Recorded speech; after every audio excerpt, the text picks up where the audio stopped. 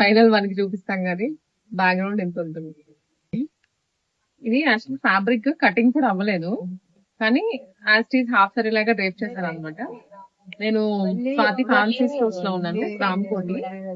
ఎప్పుడు వీడియోస్ చేస్తాను, long videos. ఈసారి అన్ని రీల్స్ అన్నమాట, అన్ని పట్టులో అవనివ్వండి, లేసెస్ అన్ని ఈసారి ఫ్యాబ్రిక్స్ రీల్స్ చేస్తున్నాము.